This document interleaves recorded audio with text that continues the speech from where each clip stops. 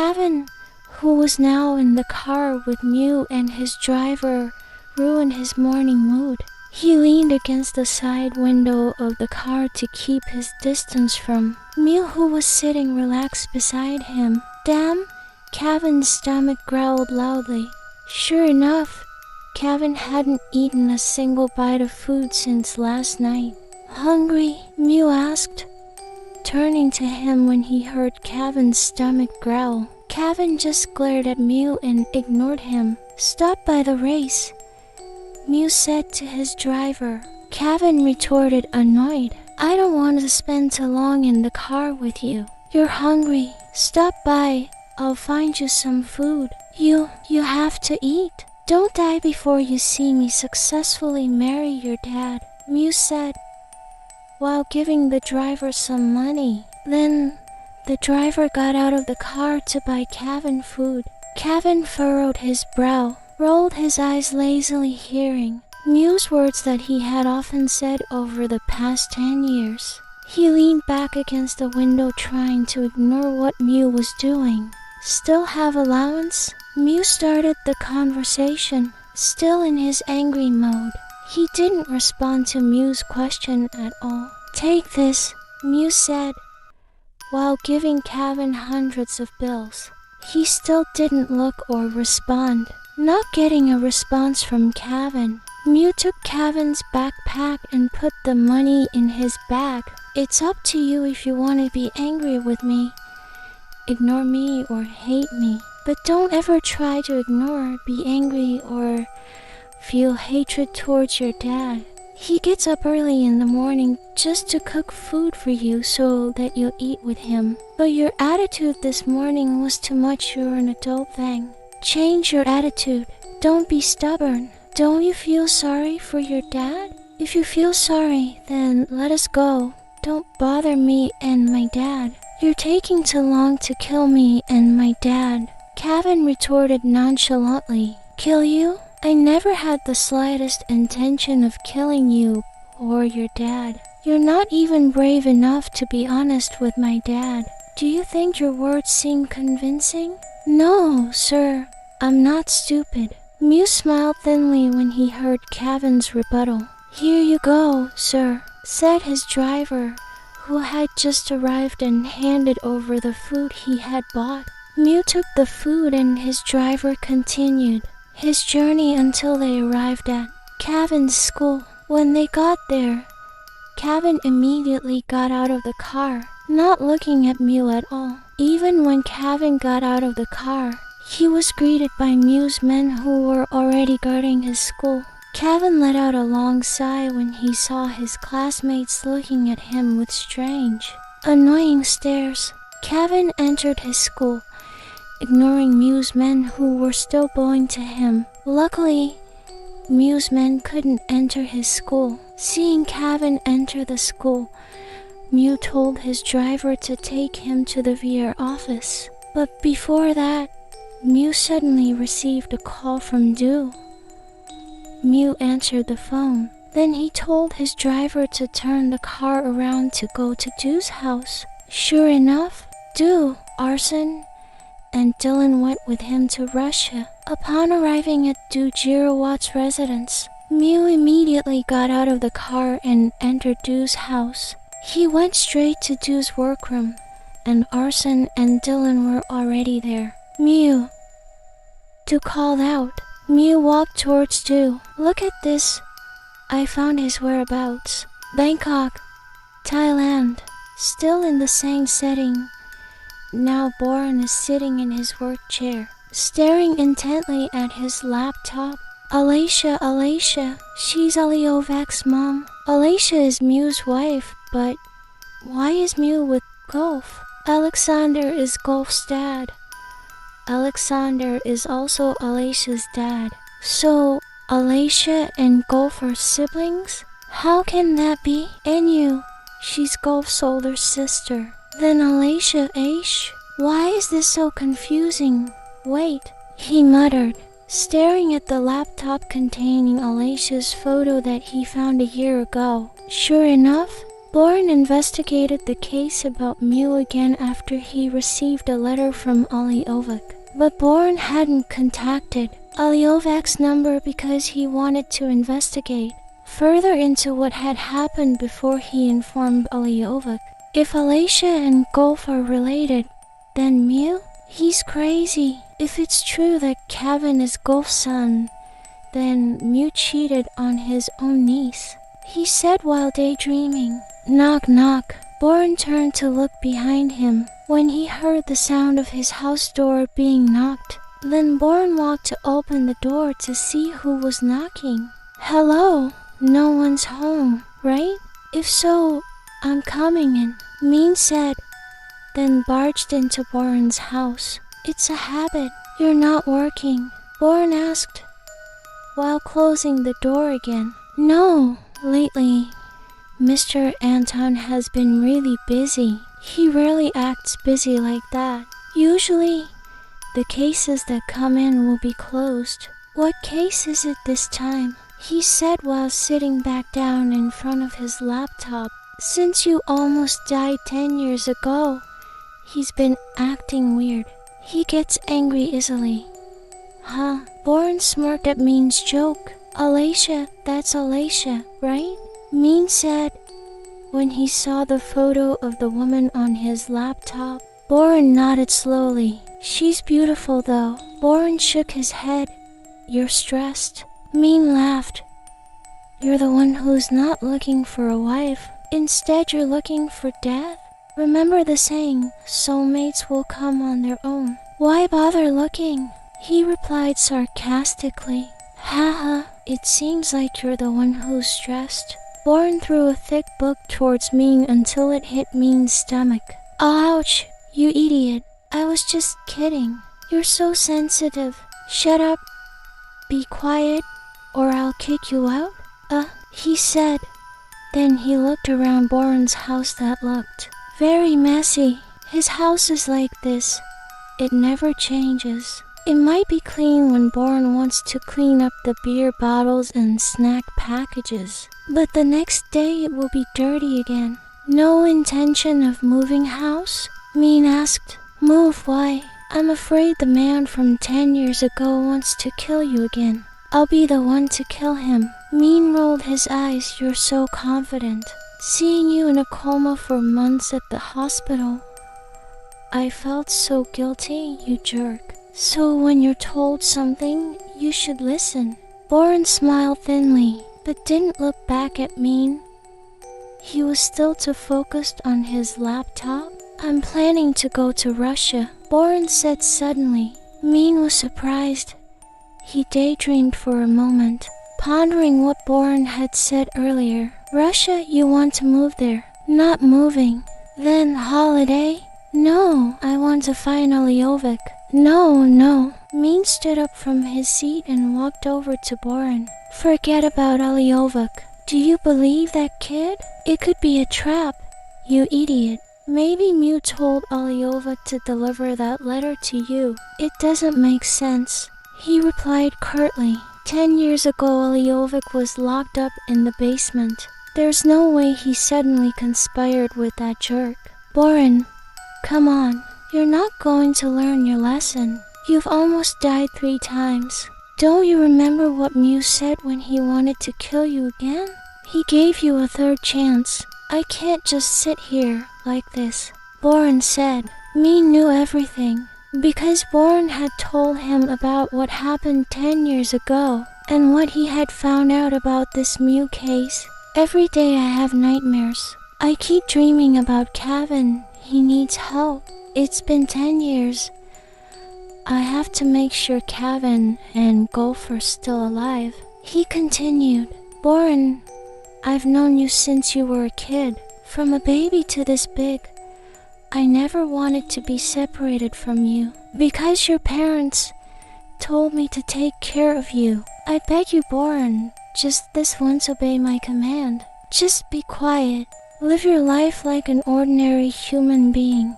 Don't look for death. I don't want you to die. If you die, I'll die too. You don't know the story about Boren and Min yet? I'll explain it later. Boren was silent, He was stunned by Min's words. Still going to Russia? Min asked coldly. Boren was silent for a moment, then nodded slowly. I'm coming. Whatever. I want to rest. I'd rather go home, Boren said.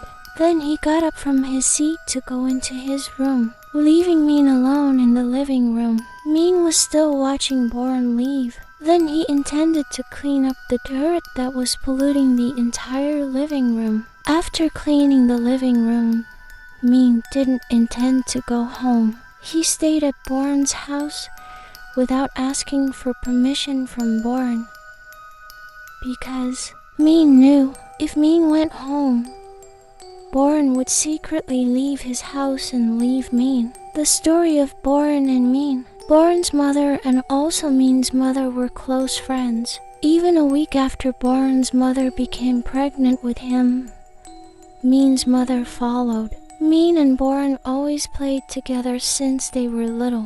From school, college, to working at the same headquarters, until there was news which said Min's father and mother died in a train accident. At that time, Min was 5 years old, and at that time, Min was raised by Boren's mother, living together since childhood. When Boren and Min were first accepted to work as police officers, Boren's mother had said to Min, she told Min to always be by her son's side and also to take care of him. Moscow, Russia, he's in this country. You don't want to find him, Ju said. No, but you've been searching for Aliovic all this time. Why suddenly you don't want to catch him? He had come to my house himself, Mew replied coldly while smoking a cigarette. Arsen and Dylan remained silent, confused by Mew's behavior. Alicia, have you found her? Mew asked. Not yet. I'm not sure she's here. Maybe she's still in Bangkok. Keep an eye on her. If you get any news about Alicia, call me quickly. News, Ju said. Mew was silent, enjoying the cigarette that was smoking in his mouth. She's Golf's sister, right? Ju said, which made Arsen and Dylan look surprised. Her sister? Dylan asked confused. Mew blew smoke in front of his face, ignoring Ju's words. I'll tell you later how Alicia managed to escape from Mew's captivity. Mew, since when did you know about all this? Ju asked, becoming more serious with his words. Since the beginning, he replied casually. Since the beginning? So all this time you lied to Golf and trapped him in your plan? Mew was silent. Does Golf also know that he has a sister? He remained silent for a moment. Since Golf was a child, he lived with his brother. Alicia was taken away by Alex and left Golf's mother, Golf's brother, to marry another woman. Then a few years later, Golf's mother was killed. I knew all that story from the beginning. I wouldn't involve just anyone to be part of my plan. You also know who killed Golf's mother? Arsen asked. Violetta, Mew replied briefly. You mean Mom Violet? Dylan asked. Mew was silent. Is that why Alicia planned to kill you at that time to avenge her mother's death? Ju asked. Mew was still silent. He took another cigarette. From the beginning, Alicia's reason for approaching you was just Alex's order to kill you? He asked again. Mew, if Alicia knows that Golf is her brother, she already knows. Mew replied casually. Instantly, the three vampires looked surprised to hear what Mew had said. Alicia was too stupid in her act. From the beginning, I also knew. When Alicia knew that Golf was in my hands, she tried to make Golf escape from me. Do you guys still remember the dinner party 25 years ago? When I threatened Golf using the vibrator in his hole, that's when I knew Alicia's movements trying to take Golf away from my house, until he realized that I and Ju followed him into the bathroom with Golf. He didn't instigate Golf. Then he acted as if he was jealous of Golf and argued with Gulf. I followed his plan and acted as if I was part of his act, following the whole storyline he made up himself. Mew explained at length with a very relaxed and calm tone, as if he didn't feel fear or anxiety at all. Unlike his three friends, they were clearly shocked. How could Mew keep this plan a secret for over 25 years? You're cool. I didn't expect that you were the one orchestrating all of this, Ju said in admiration. Mew was indifferent. He continued to smoke his cigarette. So, this is the reason why Alex asked you to hand over Gulf to him when you asked for medicine for Uncle Nicky? Arson asked. Mew was still silent. But why did Alex want to kill Gulf? His past rumors are so ... Du asked.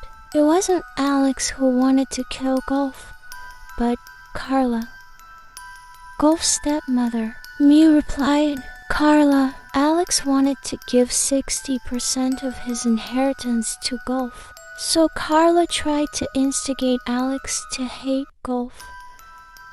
Carla's initial plan was to take Alex from Miss Annie because Carla wanted to take all of Alex's inheritance for her son. Mew explained. Is this also the reason why Mom Violet approved of your relationship with Gulf? Just because Mom Violet felt guilty for killing Gulf's biological mother? Du asked. Mew glanced at Du for a moment, then continued to smoke his cigarette. I'll go back to the office. Mew diverted.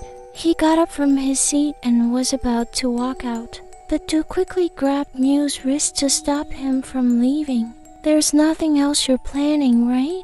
Mew was silent, staring at Du blankly. Du brought his face close to Mew's ear. Then he whispered, Then is it true that Kevin isn't your first child, but Aliovic? He's your first child, right?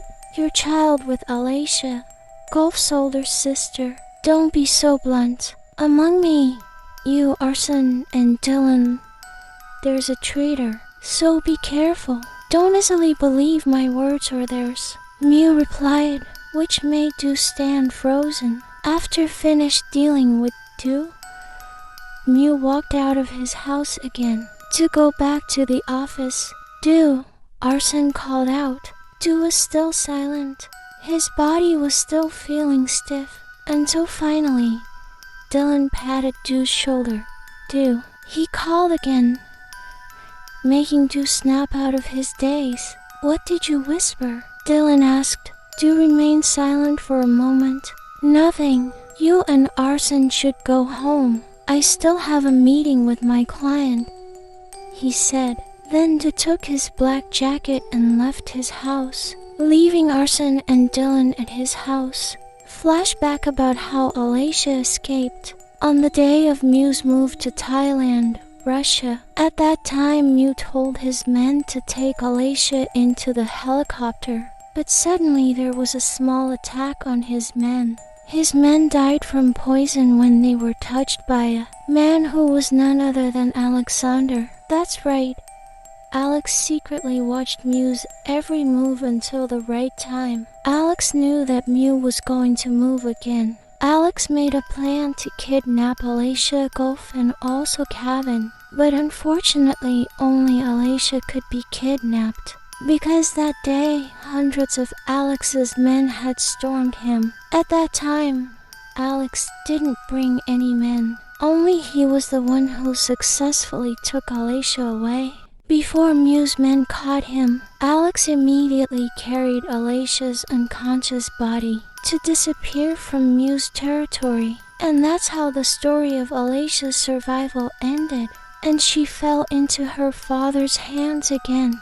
In the quiet atmosphere of the house, no one was there to accompany Gulf every day. Loneliness. That's what Gulf has felt all this time. The wind that kept blowing on his face. Now Gulf is standing in front of the large window of the room, looking at the view outside, which would be more beautiful if you didn't. Just look at it through the glass. Gulf is bored.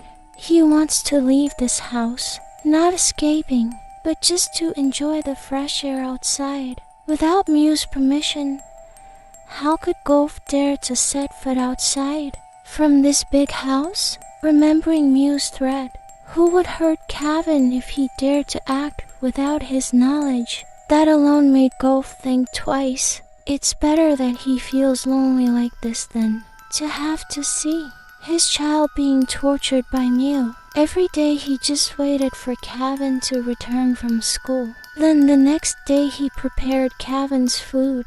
That's if Kevin wanted to have breakfast with him. If not, how could Golf look at his child? Since Kevin knew that Golf also had feelings for Mew, Kevin didn't want to talk or look at Golf. The pain kept pouring into Golf's heart.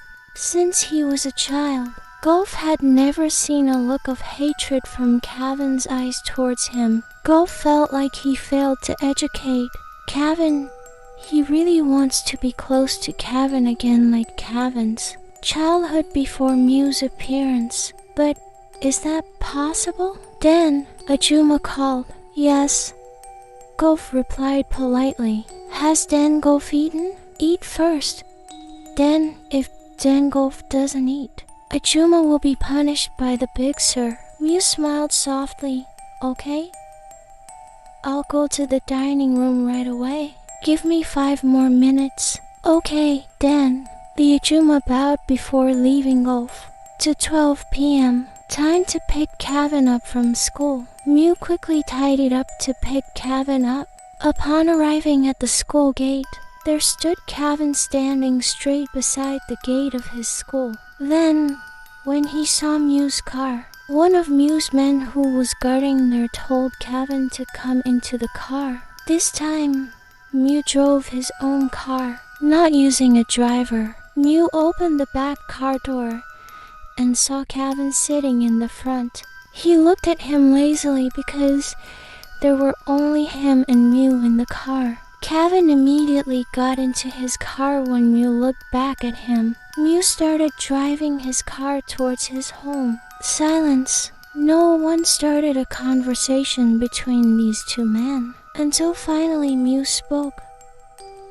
How was school? Kevin was silent, not looking at Mew at all. Kevin was still leaning against the side window of the car while opening the car window to enjoy the wind blowing in and out of his car. Kevin, Mew called softly, still indifferent. Why did you free that little boy 10 years ago? Kevin turned to Mew when he heard the question. Just a few minutes, then he leaned back against the window. Because I felt sorry for him. Kevin replied coldly. Sorry, you're the one who tortured him. He had serious injuries all over his body. You're so evil, he hissed. Mew smiled wryly. You don't know anything. Kevin, all you know is that I'm a bad person. But you don't know what happened. Actually, you're not even brave enough to be honest. How can I believe that you're not a bad person? Kevin said.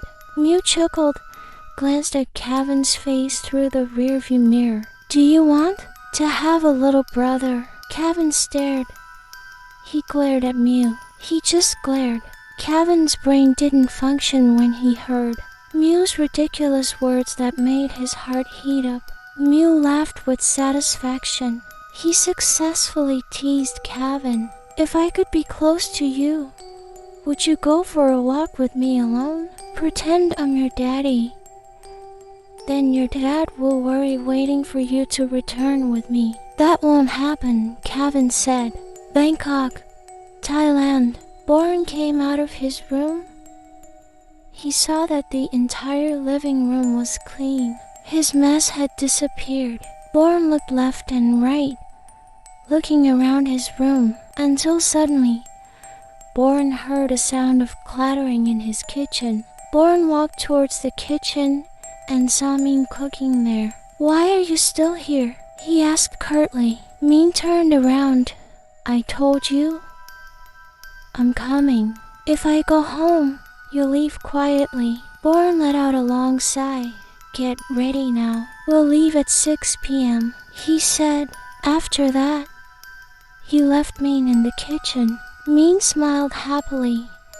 He immediately cleaned up his food. Then he went home to prepare what he would bring later. Moscow, Russia. Mew, who was now sitting on the sofa in his room while drinking alcohol. He was waiting for Golf's arrival. Because Golf was now in Kevin's room, Mew jealous, he furrowed his brow, daydreaming elsewhere. The glass that he had been holding was now flying and shattered from hitting the TV. Even the TV in his room was damaged as a result of the glass being thrown. Mew's mood was bad. After that, Mew took a small plastic bag from his pants pocket. The contents of the bag were like white powder. Damn no, it wasn't ordinary powder. It was meth, which is methamphetamine. Mew opened the bag, then he tilted his head to pour the meth directly into his mouth. With one gulp, the meth went down Mew's throat into his stomach. Mew didn't feel anything, but after eating the meth, his mind felt calmer, as if there was no burden in his mind. Then after that, Mew took another glass and poured the beer back into the small glass. He drank the alcohol in one gulp. Then he poured the alcohol again until more than 7 times. Mew kept repeating pouring the alcohol. His anger subsided a little, until suddenly Mew smelled Golf's arrival. Mew smiled wryly. That smile looked very terrifying. His face was covered with his long hair. His gaze seemed to say, "I'm going to eat you." Mew, you're crazy. What did you say to Kevin when you came home earlier? Remember having a little brother? What do you mean? Why did you say that to him? Kevin protested as soon as he arrived in his room. Mew remained silent, smiling thinly. Then he got up from his seat, slowly walked towards Golf. That step, which looked so heavy, made Golf a little scared, especially when he saw Mew's face, which looked very messy. Golf turned to look at the table. Then he saw the beer and the white powder scattered on the table. Mew, Golf took a step back. He tried to wake Mew up, but Mew was still approaching him. Mew, are you drunk? He said again, until Golf bumped into the door of his room, and Mew was already right in front of his face. Golf slowly moved his hand to touch the doorknob, but Mew slammed the door until his 2 hands were close to Golf's ears. Golf shivered. He was startled when he heard the bang. Golf closed his eyes and lowered his head, and Mew was still staring at him sharply, touching Golf's hair that covered his eyes. Then he brought his face close to Golf's ear. You know, I'm in a bad mood, so don't make me angry. Jess, airport, 6:13 p.m. Bangkok, Thailand. Now, Boren and Min are on a plane to Russia. Have you contacted the kid? Min said. Boren was silent. Then he took his phone out of his pants pocket to search for Aliovak's number. It's true that you're not allowed to hold a phone on a plane. Boren is doing it secretly, so he won't be caught. Boren, I'm Boren. Maybe you already know me. I want to let you know I'm on my way to Russia now. Maybe I'll arrive there in 9 hours.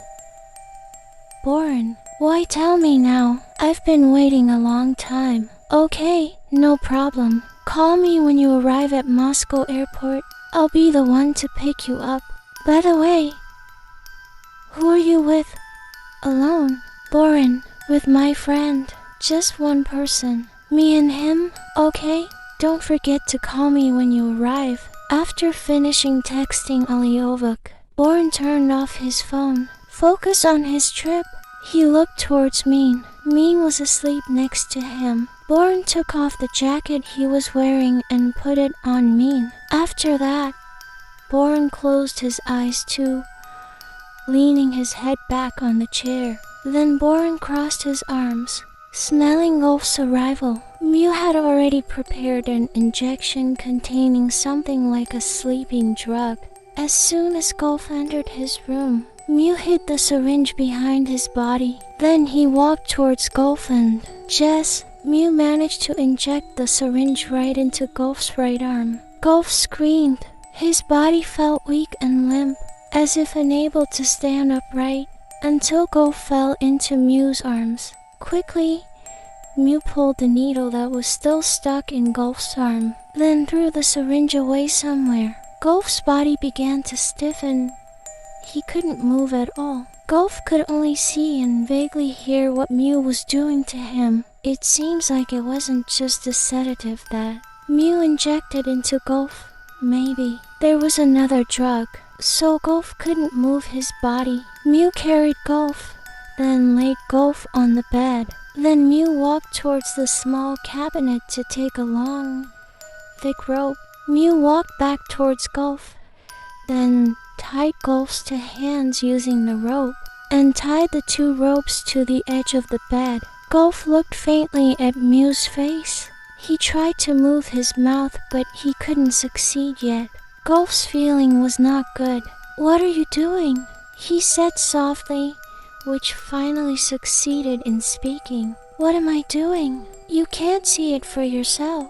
Mew tore the white cloth that Gulf was still wearing until Gulf's chest and stomach were exposed. Gulf was shocked. With all his strength, Gulf tried to move his legs, but he couldn't succeed yet. Gulf was panicked and afraid. When Mew took the black robe that was the same as when Mew wanted to rape him. "You bastard!" he shouted loudly when his mouth started to feel unstiff.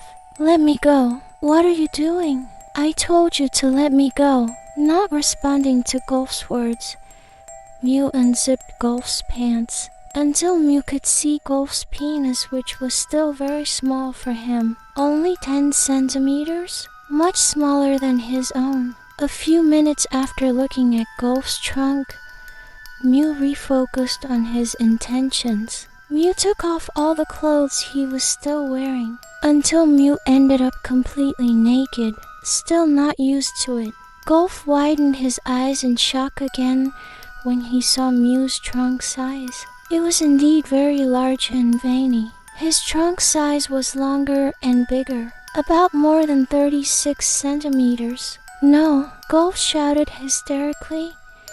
His eyelids began to shed tears.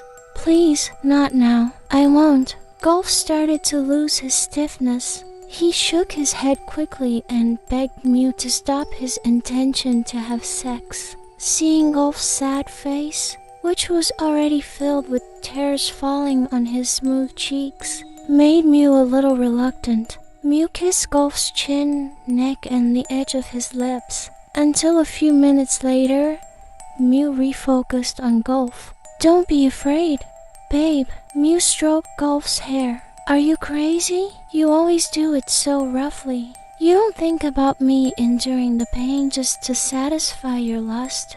He couldn't stand to keep looking at Gulf's red lips that kept moving when Gulf was scolding him, making Mew immediately kiss Gulf's lips. Not caring about Gulf's resistance, Mew held Gulf's chin and kissed him deeper. Getting more into the mood, Mew put the tip of his tongue into Gulf's mouth. Gulf's breath hitched.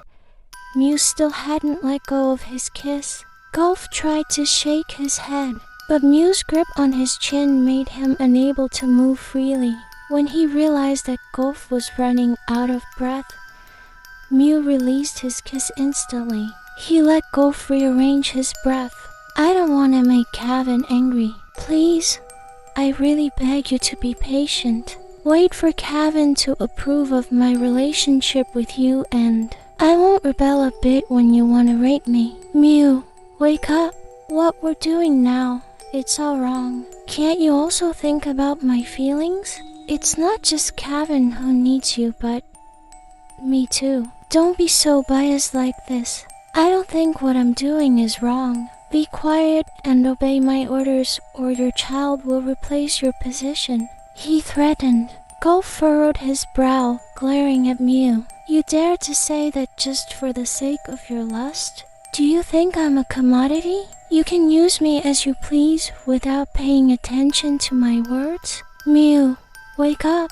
You don't need to do this crazy thing just because of your selfishness. Mew was silent, staring blankly at Golf's face. Please, let me go. Go. Mew replied with a cold expression. Go. Is Mew letting Golf go this time? Mew released the rope tied to Golf's hands, then stood with his back to Golf. Golf, who still couldn't believe that Mew would release him this easily, remained silent for a moment. When he realized, Golf immediately got up from the bed and ran towards the door of the room. Don't blame me if I replace your position with your child. That's my agreement with Kevin. He made the agreement himself. If you leave this room, Kevin will take your place. Hearing the disgusting words coming out of Mew's mouth made Golf angry. He stopped his steps when he heard Mew's words. Then when Mew's words started to go too far, Golf turned around, walked quickly towards Mew and immediately slapped Mew's cheek until Mew turned his head to the side because of the hard slap.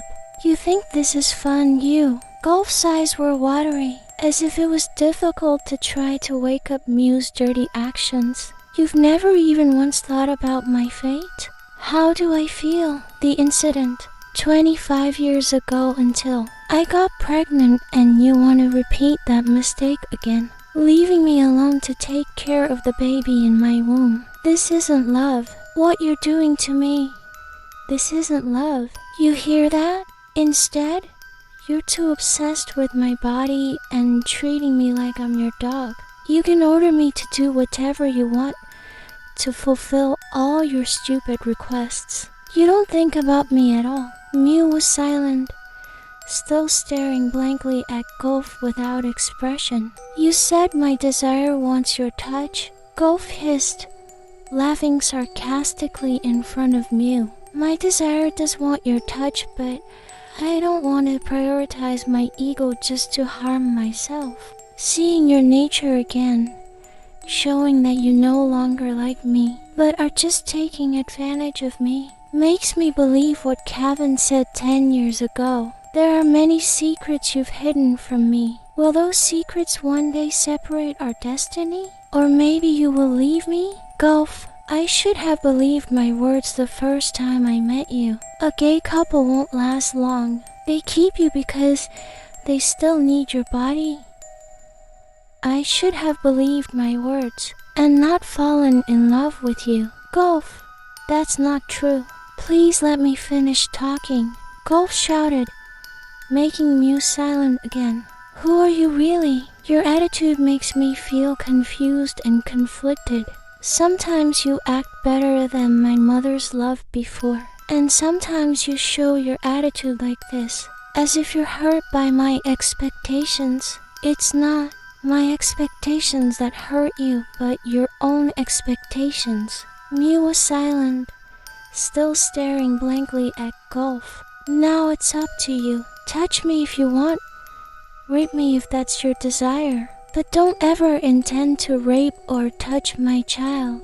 Because if you dare to touch Kevin even a little, no matter what, I'll kill you. As if resigned, Golf spread his arms to make Mew touch his body. Mew was still silent. He didn't touch Golf's body at all. He was still staring blankly at Golf, not showing any expression. Until a few minutes later, Mew walked towards the closet and took out thick black clothes.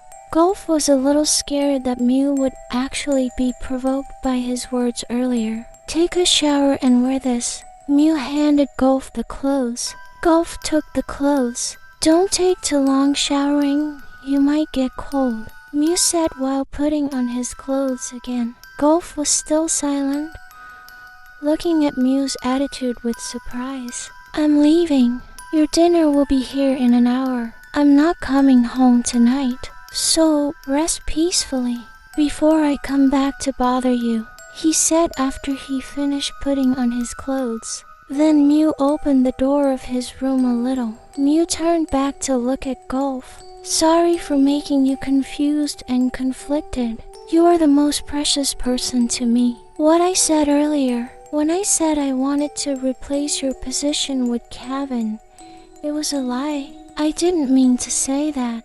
Sorry, he said before leaving the room. Gulf blinked in surprise. Why did Mew's attitude suddenly change drastically? Not paying too much attention to the problem with Mew, Gulf immediately went into the bathroom to clean his body. After finishing showering, Gulf put on the clothes that Bright gave him earlier. Domodedovo Moscow Airport, Russia. Boren and Min had just arrived at Domodedovo Moscow Airport, Russia. Now they are waiting for a ride from Aliovic in the waiting room lounge. 10 minutes passed. Boren still hadn't met Aliovic, until suddenly there was a very young man who patted Boren on the shoulder. Boren turned towards the man. Mr. Boren, right? The man said. Boren nodded slowly while looking at the woman behind the man. Boren seemed very unfamiliar with the woman's face. I'm Aliovic. This is my mom, the man said, introducing himself to Boren and Min. The woman extended her hand to Boren. Alasia, Aliovic's mom. The appearance of the woman named Alasia earlier. Boren took the woman's hand and returned a smile to the woman named Alasia. Boren, this is my friend, Min, he replied. Min smiled at Alasia and Aliovic and vice versa. After finishing their introductions, the four of them are now in Aliovic's car. Aliovic is driving the car. Next to him is Alasia, and in the back seat are Boren and Min. Honestly, Boren was a little surprised if he could meet Alasia directly like this. This is truly a proud coincidence for him. For over 10 years, Boren has always wanted to meet Alasia, and it finally came true. Where are you taking me? Boren asked. To my house, Aliovic replied. Min nudged Boren's shoulder. Min couldn't fully believe Aliovic or Alasia. Aliovic, seeing Min nudge Boren's shoulder through the car window, smiled thinly. Relax, I'm not a bad guy. You can check me or my car. There are no sharp weapons here, and I don't intend to cheat you, he said. Then, what is your reason for wanting to help me catch that guy? Boren asked. Reason, Em? Maybe because I'm bound by a promise from someone. After that small conversation, the atmosphere fell silent again. No one started looking for conversation topics between them. Until a few hours later, they arrived at a very luxurious house. Aliovic invited Boren and Min into his house. Then his bodyguard took their belongings to put them in their respective rooms. Now, Boren and Min are in a living room, sitting side by side on the sofa, until suddenly came a man whom Boren had been looking for 14 years. Alexander. He was the one who came to meet him in the living room, sitting in front of Boren and looking at Boren with a slight smile towards him. Boren remained silent. He didn't return the smile. Min, who was just surprised, stared sharply at Alex. Boren was a little confused. How could Alex be here? Did Alex hide in this country all this time? Long time no see, sir. Mr. Boren and Mr. Min? Alex said, showing a smile on his face. It's true, it's been a long time since we last met. Mr. Alexander, the last time we met, you blew up my friend's car. Boren replied, following Alex's facial expression. Alex chuckled. How are you? I don't know. I don't know either. Boren replied. You're very ageless. Sir, your face is still the same as it was 10 years ago. I'm happy that you still remember me. Can I ask, where's your wife? Alex was silent for a moment, She didn't come here. My wife is in Bangkok. Then, since when have you been here? The day before you arrived. Finished interrogating me? If so, now it's my turn to interrogate you. Alex replied. Boren nodded slowly, waiting for Alex's question. Can I know why you want to catch Mew Suppasit? He killed my parents. Boren replied briefly. No other reason? There is. What? I want to save a man named Gulf. Kanawut and Kevin. Isn't he your son and grandson? It turns out you already know. Of course. Then, why don't you want to save your own son and grandson? 12 years ago, I asked Aliovic to send you a letter because I needed your help to save my son and grandson. My help? Boren asked, confused. Let's eat first. You and your friend must not have eaten since you were on the plane. After that, Alex invited Boren and Min to eat together. But before that, Boren and Min cleaned themselves first because they hadn't showered since yesterday. Alex said. In Du's workroom. Now Mew was there. He didn't go home to stay at Du's house, leaving Gulf to calm his own mind. Mew called out while staring intently at his laptop. Mew turned his head. I found out there are 2 police officers from Thailand who came here. Mew was still silent, daydreaming while looking elsewhere as he lay down on the sofa in Du's workroom. You're just silent. He's the one you almost killed 10 years ago. If he hasn't touched my business again, I won't bother him. Unless he comes here and intends to interfere in my business, I will immediately kill him. Keep an eye on him. Don't act alone until I command you.